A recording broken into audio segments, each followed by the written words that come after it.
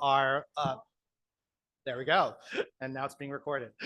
So we're really excited to have Ricky Fuller talk about 1031 exchange. I'll let Anthony introduce him. But like I said, I think this is a really important topic that every real estate agent really needs to understand, and every investor really needs to understand, because like I said, it's like 70% of my practice.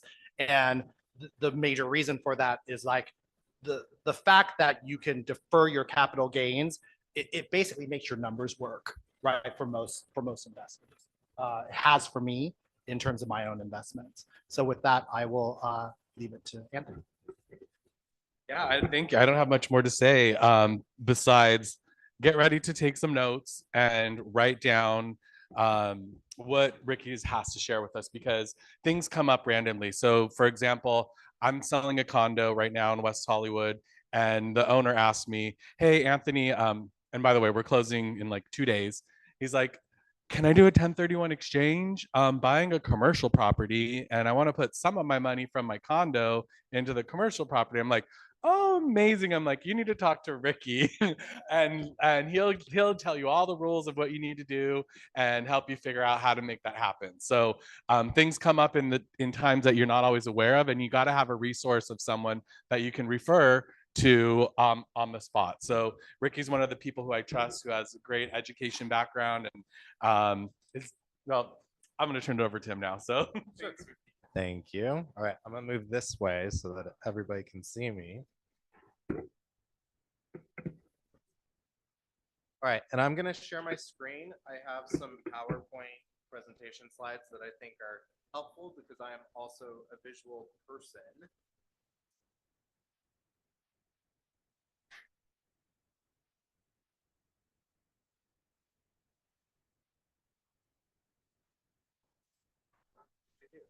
Okay, well, first up, I'll start. My name is Ricky Fuller. I'm a qualified intermediary, also known as an exchange accommodator.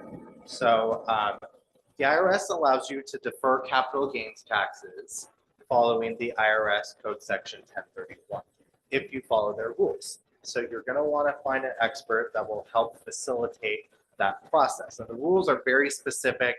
There's not a whole bunch of wiggle room in there.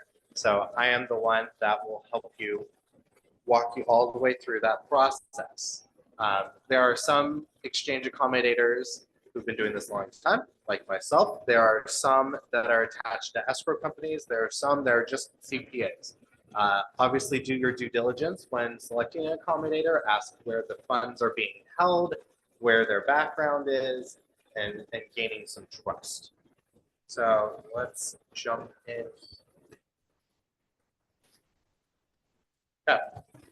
So exchanges, tax code. So the tax code is an IRS tax code that was formed because clients who had investment property were selling property and then also reinvesting in another property and wondering, why do I have to pay capital gains taxes when a taxable event is not really occurring, right? I am selling an investment property, I'm buying something else equal in value. So I'm really not getting ahead from the capital gains. So then that is how they formed a 1031 exchange, and the rules changed and updated since then. So once upon a time, you could exchange artwork. I did do an exchange where somebody sold a canvas and it was just painted red, and then they bought something that looked like my little brother's kindergartner could have done. But people could exchange that, and it was worth something. But now it is just land, so just real property. Who qualifies? This is any taxpayer who has investment property. That also includes foreign citizens, as long as they are also filing a tax return. So, you have questions along the lines of, like, is this investment purposes? That's a great question for your CPA, but I'm also happy to discuss that with you specifically. What property qualifies? So yeah, like I said, it was once different types of property, but now since a current update to the IRS, it's only investment property and it's only land. But that includes single family homes, condos, apartments, commercial, as well as vacant land.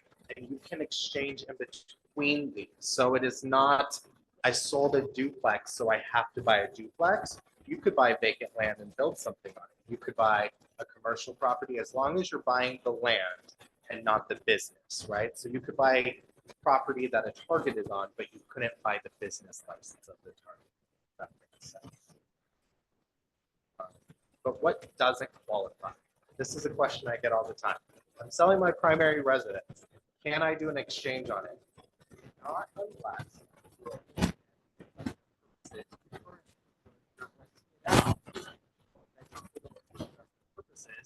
Most conservative CPAs would say that's at least one tax year.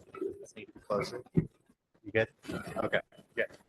So, and how we're going to show intent on that, sound is very low is what people are saying. Okay, so I will speak. Yeah.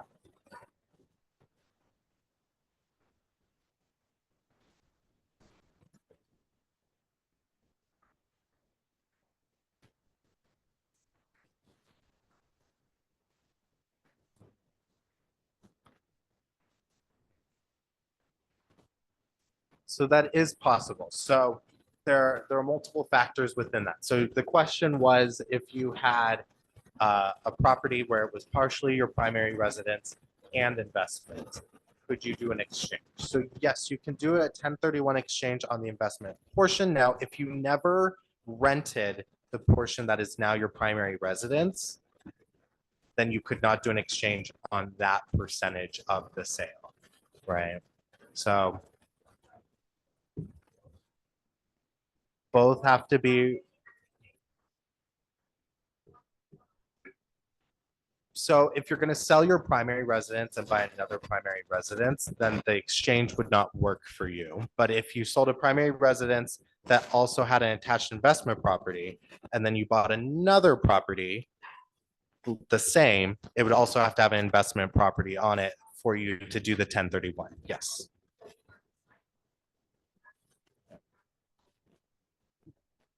Mhm.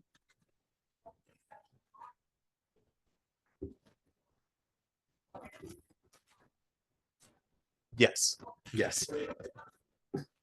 Right, so you could still exchange, you could take the funds, the investment funds from the sale of the 3 units that you didn't live in, and you could invest that in another property altogether. It doesn't have to actually go into another fourplex. Yeah, yeah. Yeah, no business licenses, no vacation homes, no second homes, have to show intent. And how you show intent in investment world is on your tax return. You are showing investment income on your tax return. So rules and regulations. First, so we're going to break it down into a couple of different rules. I know this is remedial for some people, but timeframes is usually the most important thing with 1031 exchanges. So your sale property closes. You then have 45 days after the closing of that property to identify potential replacement options. That does not mean that you have to made an offer on them. That doesn't mean that you have to have an accepted offer. You just have to have potential properties, one of which or multiple properties that you're going to reinvest into. So then I like to do this little timeline. So before escrow closes, this is super important. You need to sign an exchange agreement with an accommodator, basically applying safe harbor rules to you, stating that you will be doing a 1031 exchange.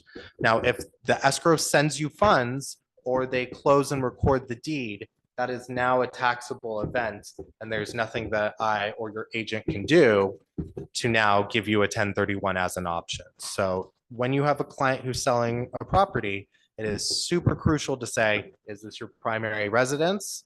If this is investment, are you considering purchasing another property? And have you considered a 1031 exchange? They say, what is that? And you say, let's call Ricky. So if my client came to me next week, after we close, He'd be out of luck. Right? Yes. Yeah. Yes. So all that has to happen is sign with an accommodator before you close escrow. Correct. Yeah. So close is the end of everything, right? So then day one, sale closes. Closing statement reflects the accommodator. This also proves to the IRS that you are initiating a 1031 exchange. And there's no constructive receipt of funds. So funds cannot go to the clients. They can't go to an account with the client's name on it. So that is where we as an accommodator will then hold the funds for you.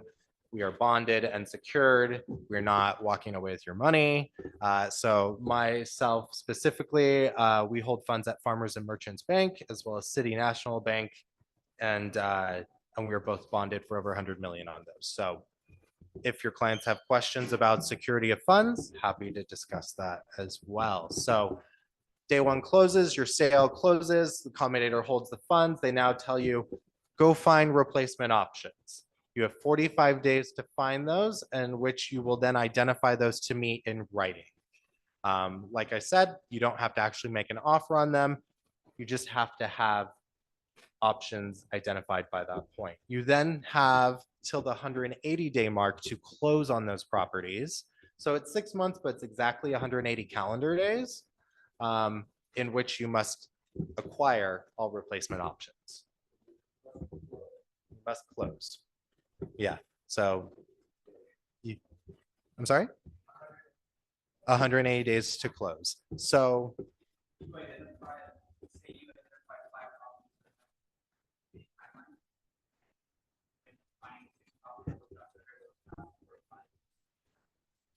no, it has to be the ones you identified on that 45-day mark. Yes. Is there like a your experience, how many? Yeah, so on average, currently in this market, most people, and we'll kind of go under that, there are different rules of identification. You have to fall under one of them.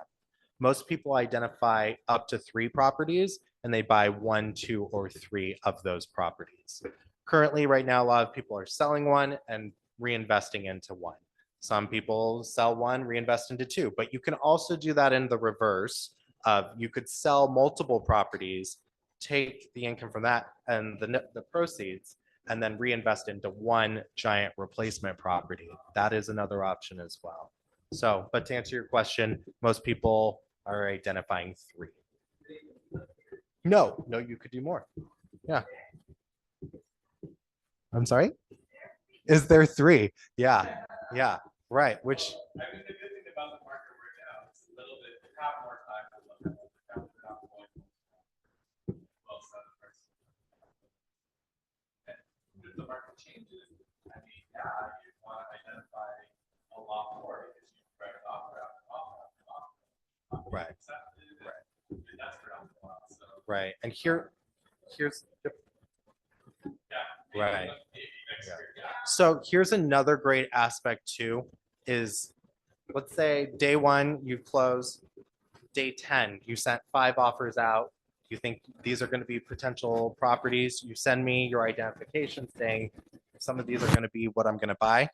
Before that 45-day, you could swap those out. So you could make offers every weekend, say, these are what I'm going to identify. Some don't get accepted, some do. You move back and forth. Before that 45 days, you could then just send me a new form and I throw away the original. And now we have a new one stating that these are the new identified properties. So I'm finding a lot of clients doing that, right?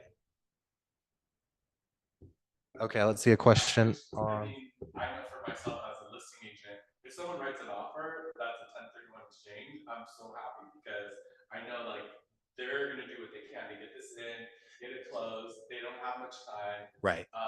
to do that. So it's like, yeah, keep that in mind. I apologize. I can't read that chat. Can you read the chat to me? Oh, cool.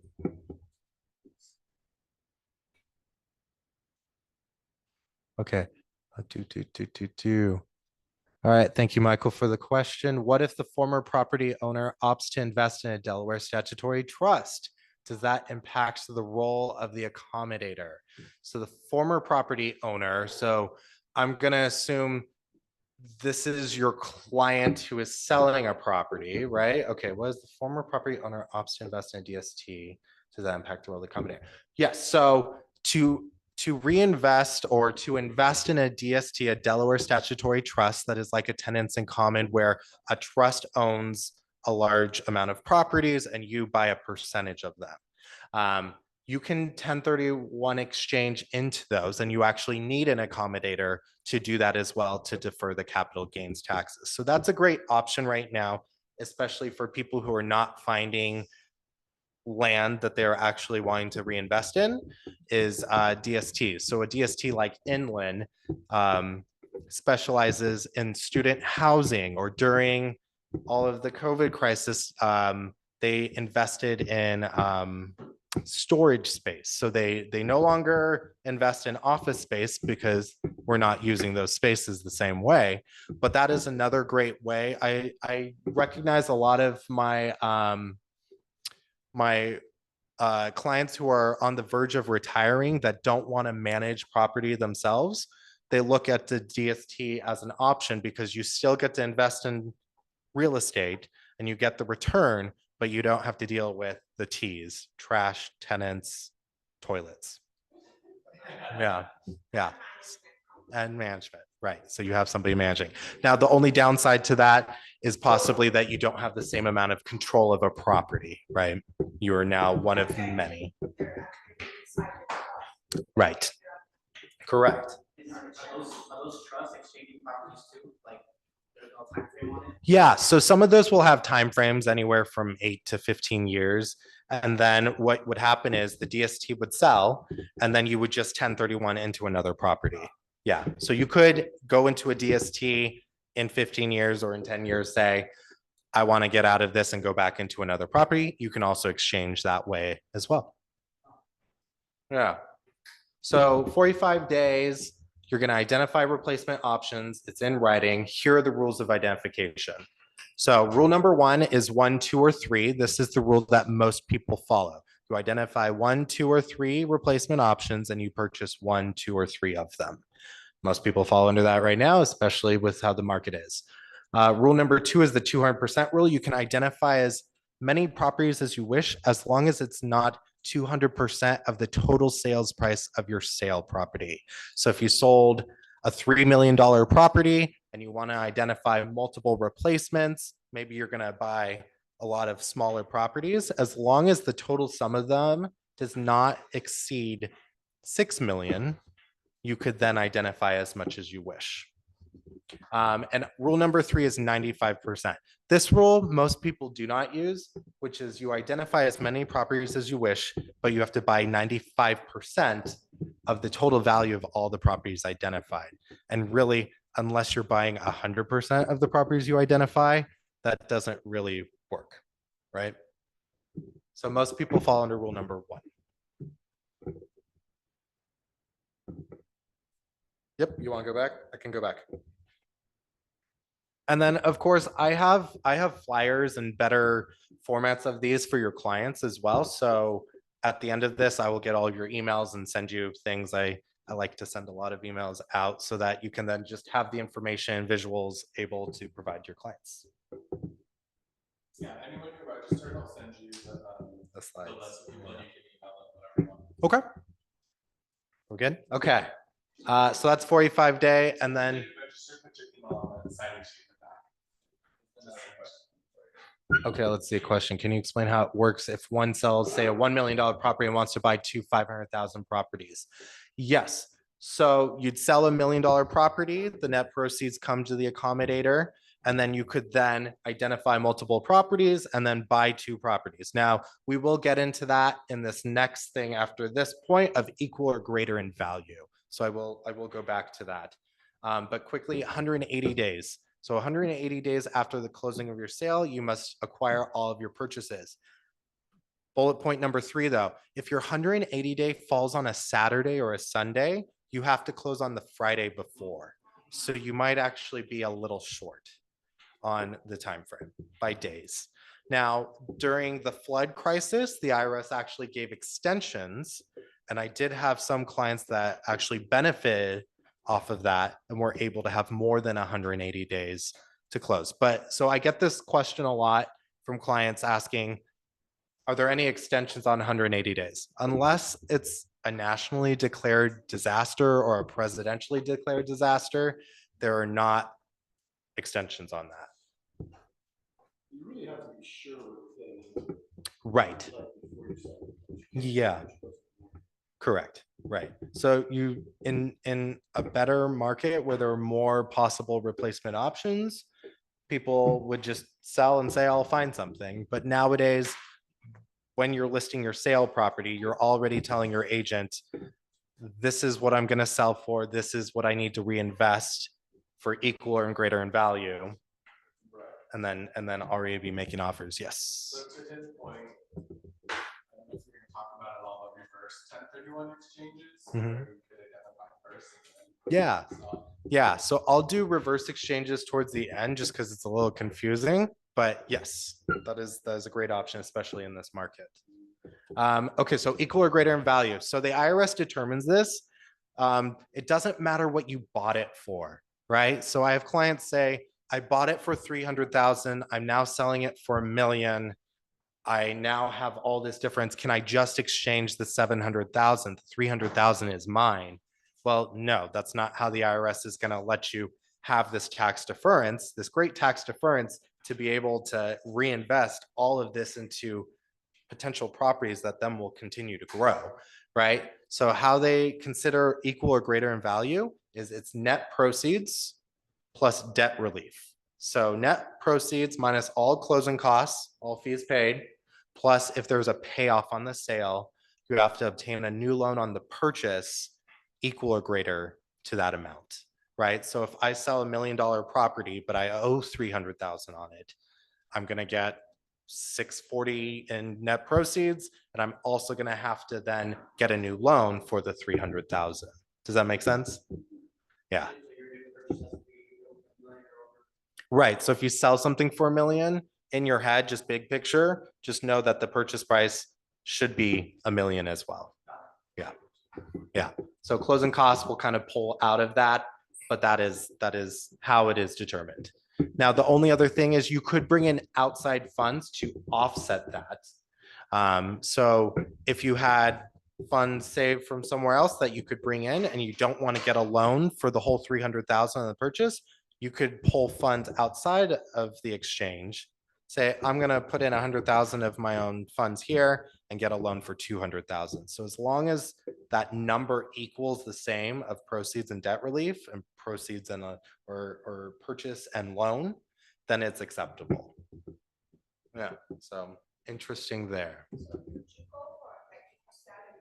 Mm-hmm. Mm-hmm. Mm-hmm. Yes, yeah, yeah, so. On taxes, right. Yeah, and also equal or greater in value. So you could sell $1 million property and buy a $1.5 million property, and you're deferring all of the capital gains, but then also investing more, which is a great thing to do as well. The taxable events are when you buy something less than what you sold, right? But only that portion, which we refer to as boot, is what will be taxable, right? So if you sold something for $1 million and you bought something for 800,000, the 200,000 would be the taxable portion. No. Right, unless you have a reason that you really need those funds, right? And that you're willing to pay the tax on that portion. So can you purchase multiple properties? We kind of talked about that. Yes, you can. You don't have to actually get a loan on all of the properties too. If you have debt relief on the sale, you could attach the loan to just one of the replacement options. It doesn't have to be equal or percentaged out into the investments. You could just throw it all into one. Yeah. Mhm. Yes. Yeah. You could buy one all cash and get a loan on the other. Like kind, we spoke about that. If you don't purchase something equal or greater in value, the taxable portion is the boot, as we spoke about. And let's see here. Oh, okay. Congratulations, Natasha. I see she says, I'm from Las Vegas, born and raised, graduated from UNLV. Oh, good to know. Constructive receipt, you cannot have control of the funds, as we said, so that's why the accommodator holds them. Now, we're never going to send funds to an escrow or pay an invoice without client's authorization, right? So my standpoint is that you're going to CYA and you're going to do everything you can. So I don't send anything without a DocuSign written authorization. I will hold your hand through the whole process. So I know who you are. I know your voice. I know when we're going to send funds. I'm going to speak with the escrow officer. We're going to verify wire instructions with them. So that is how an exchange accommodator respects holding those funds for you. IRS documentation. So at the end of your exchange, you're going to need to provide several documents to your tax preparer, who will then tell the IRS that you did an exchange and here are all the things. I will provide all of that to you. Any exchange accommodator should. So you don't have to worry about it, but it'll basically be an exchange agreement. They'll look at closing statements from both your sale and your purchases, your assignments or amendments stating that you did do an exchange, and then an identification form showing that you did follow the timeframes. So when you need to start an exchange, you're just going to speak with me, obviously, before your sale closes, and then you'll provide me information, and then I will send you an agreement and get in place with your escrow. This asterisk is super important of making sure to include a cooperation clause on your contract. So when you are going to do an exchange, you're going to then tell the buyers that the seller is intending to perform a 1031 exchange at no cost or liability to the buyer. Do I need to do that? Like, how do I do that now? Yeah, so if we're already closing, my assignment of rights that I then provide to escrow is then going to supersede that. Yeah, so you're okay there. But if you are earlier in the stages, that is very much. That verbiage is always part of the contract. Yes. Yes. Mm-hmm. Mm-hmm. No, on the RPA. Yeah. RPA. On your, we usually have a counter. Yeah, on a counter. Is there, like, if someone sells a $4 million property, and they're holding the money for 6 months, is there APR on that? Is there any kind of money?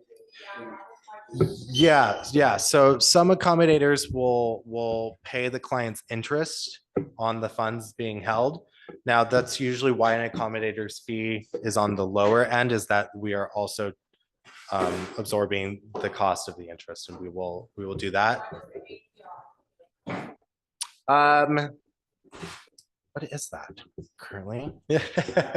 Yeah, it depends on the proceed amount. Yeah, but usually over 10 million, then we're looking at over 1%. Yeah. So, yeah, interesting, right? So we went through documentation, talked about what you do to start. So this one's a great one too, is, okay, how are you building wealth and do you have a strategy, right? So do your clients have strategy on using an exchange and on their investment property? So number one, communicate with your tax preparer. If you have investment property and you kind of don't have someone overseeing your whole financial portfolio and understanding what you're doing and what your intention is in filing a tax return, that is super important. And if you don't have somebody, I am happy to refer you to someone who can help you. But the answer of I don't know is never acceptable, especially on that, right? And then what about out of state, like, let's just say my client buy, sell their property here and then, buy something in Denver, Yeah. Yeah. So you can do that. So I am qualified to do exchanges in all 50 states. So you can exchange from state to state. So right now I'm seeing a lot of people sell their investment property here in California and reinvest in Idaho, Tennessee, Florida. Oregon has always been super popular. So yeah, so you can do that. And then I also have clients who have investment property in other states and want to move it all here to California. So Ricky, this is an Yeah. important question. That's Yeah. just in the chat. Clarifying question. If there's a mortgage to be paid off post sale, is the net or the sale value what must be invested in? I get this question. Okay. So if the mortgage is going to be paid off post sale, I know the answer to this. Oh, okay. I want to hear. Yeah, yeah. So the answer to this question is, it is the post-sale value. So it doesn't matter if you have a mortgage or not. You have to, basically, you have to replace the debt, right? So let's say you bought the property for 500,000, you still have 200,000 left. Post-sale, you have 300,000. Your next purchase is 600,000. Okay, you have to replace that 300,000 of debt so that the next sale has to be 600,000 or more. Okay, that's very important. It's not about what you net, it's about what the sale price is. Yes, so a loan must be acquired. Yes. Okay, and then number two, correctly holding the property, right? We kind of talked about that. You have to report the income. So we talking about a client who is like, this is an investment property. And I say, how does the IRS know that? Right? I know you can say that. I know that your tax preparer can say that, but it's in the proof, right? IRS is going to say, well, let's look at your tax return and see, did you report income from this? How are you actually acknowledging it? And take depreciation, right? So you're holding your property, you're taking depreciation, because at the end of the day, when you sell that, whether you take it or not, you're still going to be taxed on it for recapture of that because you could have, right? So if you have questions about that, definitely speak to your CPA and have a plan. Determine your holding period. How long is this investment property going to benefit you? Identifying future investments, also retirement planning. So a lot of people, so the main structure of a 1031 exchange is you defer the capital gains taxes and you kick the can along. You sell something, you then reinvest, that grows in value, you sell and then reinvest, and that grows in value. Then when you pass away, your inheritors get a step up in basis to fair market value, and nobody has paid all of the capital gains tax that would have been through your life, right? So that is the whole plan of a 1031 exchange. And so that's a great way to also, as you were thinking of your retirement, finding property that's going to provide you that additional income so that you can retire comfortably. And then in the end, provide things for your children to inherit. Yes. So the debt. That's a good way to say it. A little morbid, but yes. Yeah, the debt is deferred and then dies as you passing. What if the person's business is buying and selling properties? No, so yeah, as long as it's investment property and you follow the rules. What if the investment, the business is buying and selling properties, so the property's not really being used by the business owner? I mean, it is, but you're selling for hire. Right, right. Like a flip. Okay, now here's the issue with the flip. The IRS does not distinguish it or says that you cannot do an exchange if you're flipping. So it needs to be shown as intent that you're holding it for investment purposes, which the IRS is not very specific on, other than one tax year would, anything over a tax year would show that you're intending to hold it. 1 year. Right. you could- Right, so conservative CPAs would say, conservative CPAs are gonna say 2 or more. So there's, yeah, if you'd like to. Yeah, because I've dealt with this quite a bit. So you're absolutely right. It's all about intent and it's all about what your CPA can prove.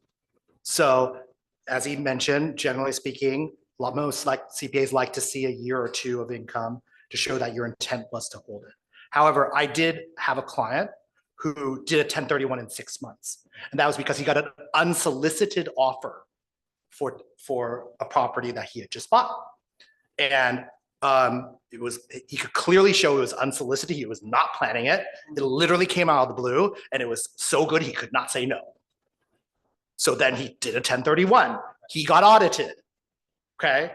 When they came after him, the CPA showed this was unsolicited. He did not try. He did not put it on the market. He did not whisper campaign. There was nothing. He literally got this offer. He was in, and he had income.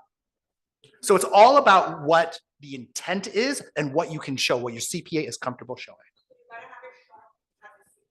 You got to have a CPA, no, who understands the law.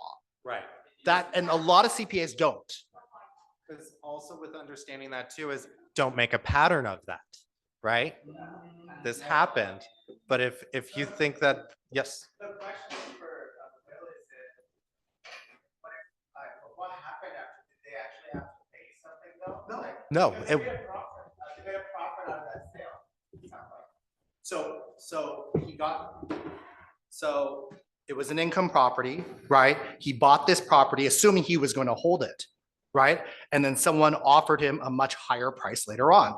He then wanted to do a 1031 exchange, right? With the extra proceeds.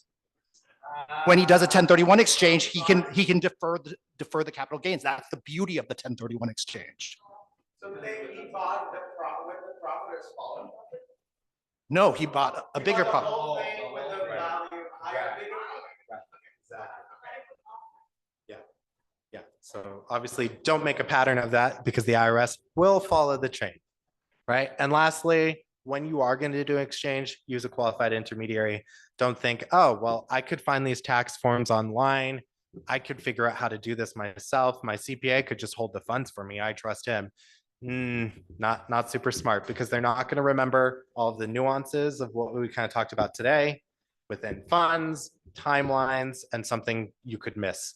And then you're paying capital gains taxes, which could be 300,000 on something. So yes.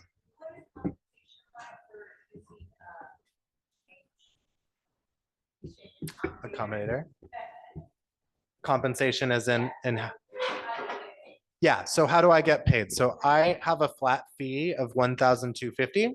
That includes your sale, as well as many purchases as you wish to replace the funds with.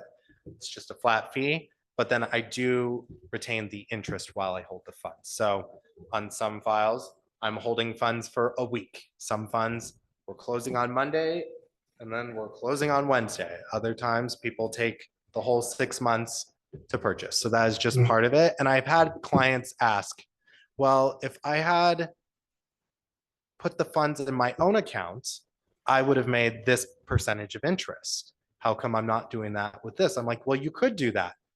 But if you did that, you would pay capital gains taxes. So that is the difference. In a business account, well, it's still a taxable event. Yeah, it still shows that the client could have controlled the funds. And then the IRS says, no, we're letting you trade this for this, but you're not getting funds in between the two, right? Yeah.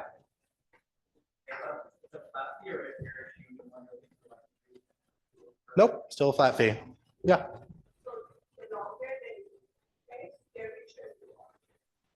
Sure. So it's up Sure. to you to find your replacement property. Right. Yeah, no, seriously though, but no, so it's just in a holding account, so yeah, so I'm not reinvesting your funds in the stock market or anything. Yeah, but yes, that is how that works. So another thing I wanted to speak about were reverse exchanges. That's super popular right now. That's where you find your replacement property that will close before your sale property closes. You're allowed to do that, but you cannot be entitled to both properties at the same time. So that includes extra deeding. Usually a title holding LLC will go on title to one of your properties.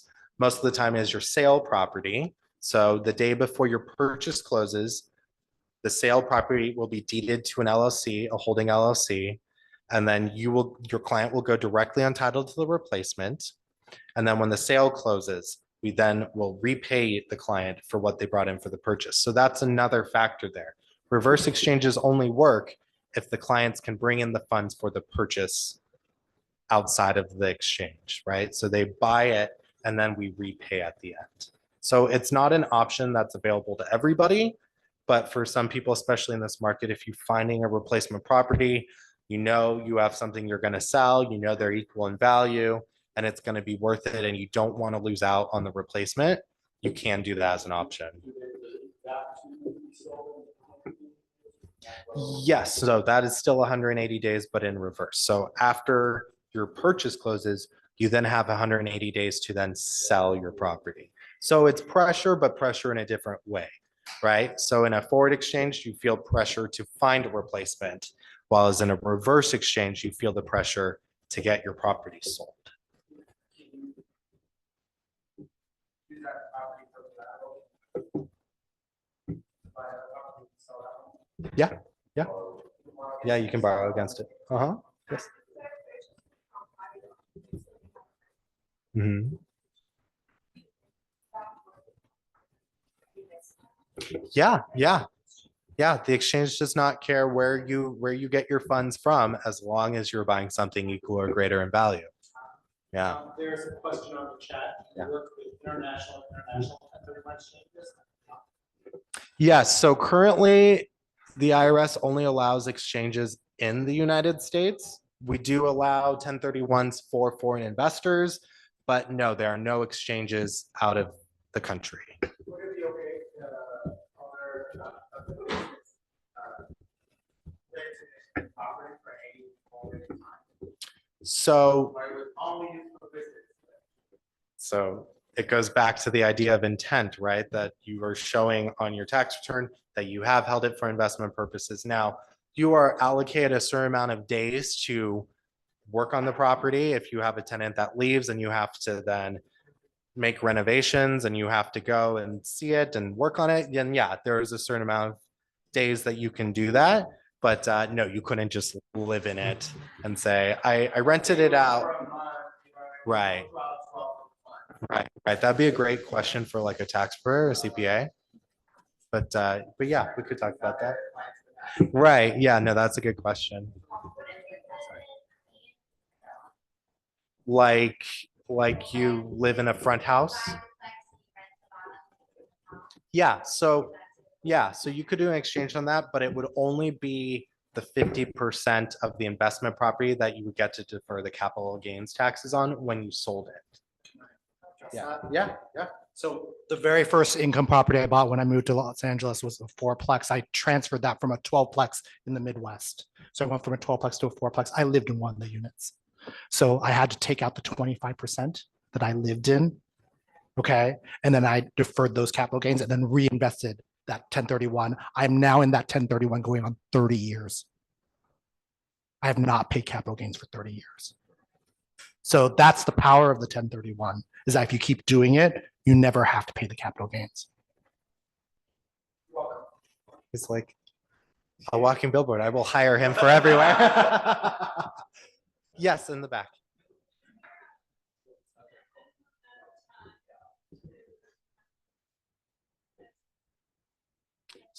So I'll repeat the question is there a minimum time on the acquired property that you have to hold it for investment?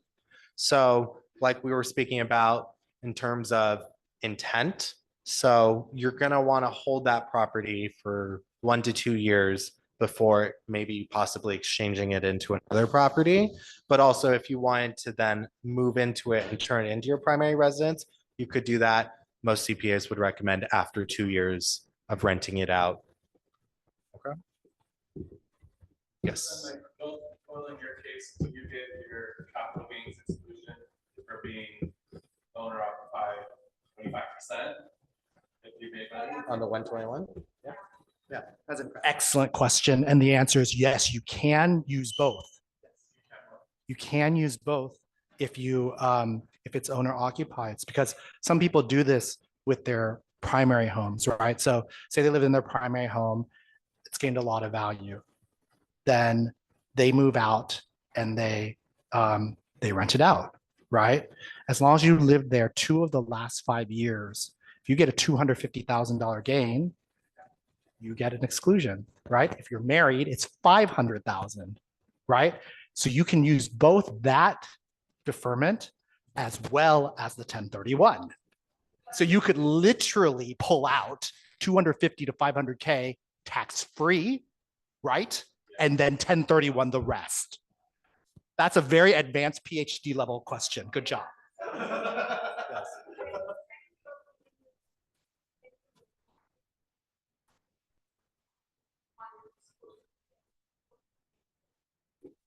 said 2 of the last. Right, so you have to live in it 2 of the last 5 years. Yes.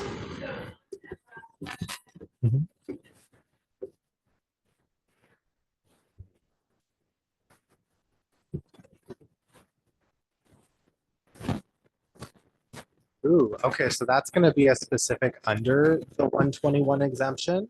You know that specific? That's a postdoc level question that a CPA is going to have to answer. I can't answer. I can send you the IRS publication of the 121, then we can look into that. You know, I will look into that and get back to you. Yeah. Yeah, so interesting. So you can do both.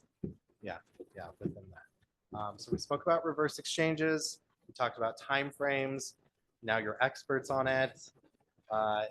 You just have to know if your clients are going to sell something and reinvest, call me. Happy to speak with them, talk through all of the specifics.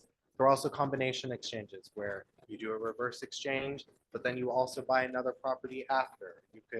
We could do it simultaneous where your sale closes and the next day your purchase closes, or even the same day. That is possible. So anything with exchanges, call me and we can figure that out. Yes.